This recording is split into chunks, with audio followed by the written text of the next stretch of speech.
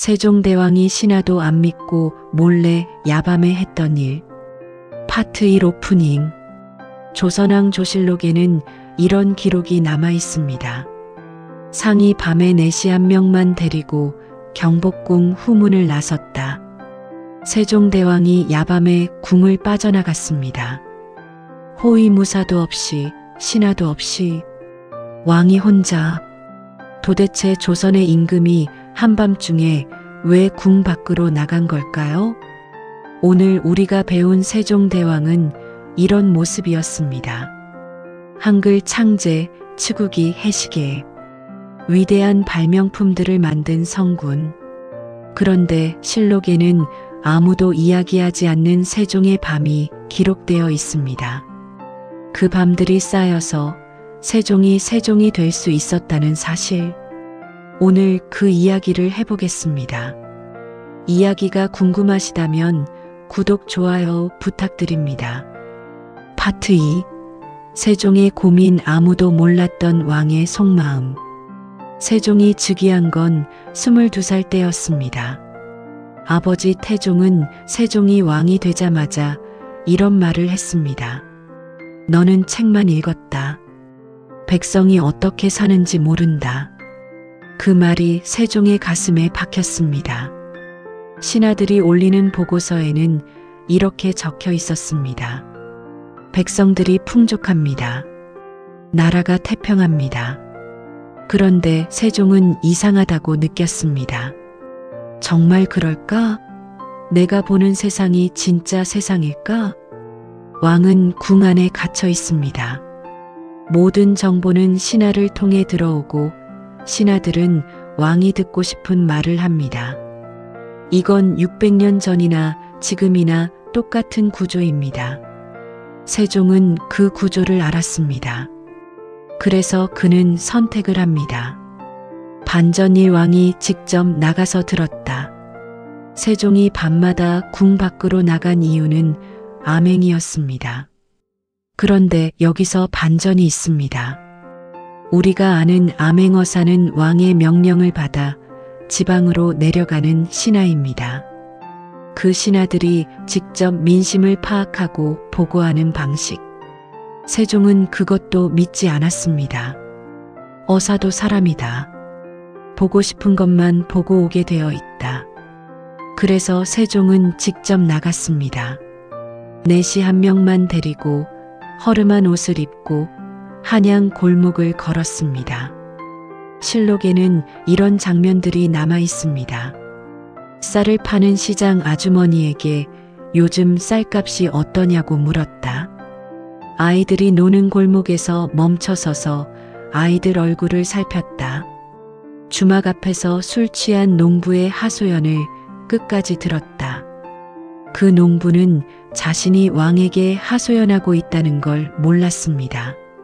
세종은 다음 날 아침 그 내용을 근거로 신하들을 불러 물었습니다.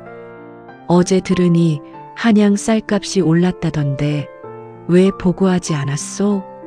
신하들은 당황했습니다. 왕이 어떻게 알았는지 몰랐으니까요. 반전. 이 한글 창제의 진짜 이유. 한글은 학자들을 위한 문자가 아니었습니다. 세종이 야밤에 나가 백성들과 이야기하면서 깨달은 게 하나 있었습니다. 백성들이 억울한 일을 당해도 관청에 하소연을 못한다는 것. 왜일까요?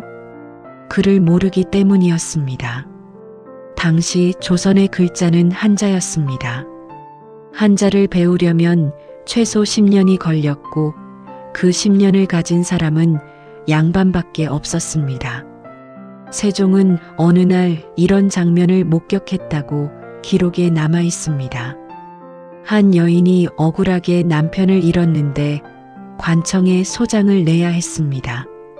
그런데 그를 모르니 양반에게 부탁해야 했고 그 양반은 돈을 요구했고 그 돈이 없어서 결국 아무것도 못하고 돌아갔습니다. 세종은 그날 밤 이런 말을 신하들에게 했습니다. 나라의 말이 중국과 달라 백성이 말하고자 하는 바가 있어도 능히 뜻을 펼 수 없으니 이를 불쌍히 여겨. 이게 훈민정음 서문의 첫 문장입니다. 불쌍히 여겨. 한글은 학자들을 위한 문자가 아니었습니다. 야밤에 골목을 걸으며 억울한 사람들을 직접 만난 왕이 그 억울함을 풀어주기 위해 만든 문자였습니다. 신하들이 극렬히 반대한 진짜 이유. 신하들이 한글을 반대한 이유는 오랑캐 글자가 아니었습니다. 세종이 한글 창제를 발표하자 신하들이 일제히 반대했습니다. 교과서에서는 이렇게 배웠습니다. 사대부들이 중국 문화를 숭상해서 반대했다고. 그런데 실제 반대 상소를 읽어보면 다른 이유가 나옵니다. 최만리의 반대 상소에는 이렇게 적혀 있습니다. 백성들이 글자를 알게 되면 왕의 명령에 무조건 따르지 않고 옳고 그름을 따지기 시작할 것입니다. 이게 진짜 이유였습니다. 한글은 단순한 문자가 아니었습니다. 글자를 알면 스스로 생각하고 스스로 판단하게 됩니다. 신하들이 두려워한 건 그것이었습니다. 세종은 그 반대를 무릅쓰고 한글을 반포했습니다. 그리고 이런 말을 남겼습니다.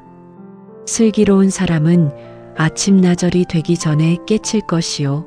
어리석은 사람도 열흘이면 배울 수 있다.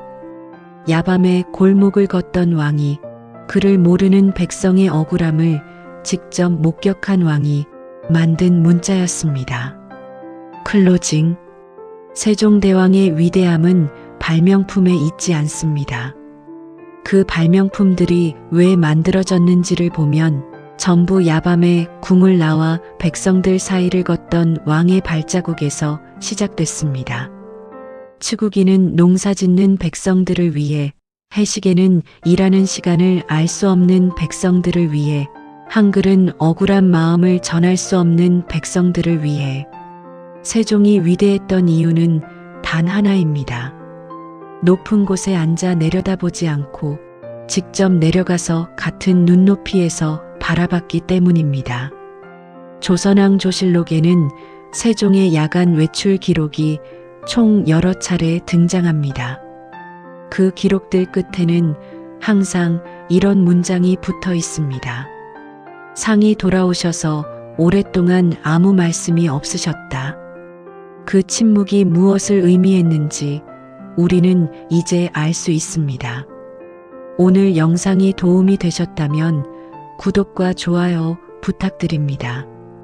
다음 영상에서는 세종의 또 다른 이야기로 찾아오겠습니다. 감사합니다.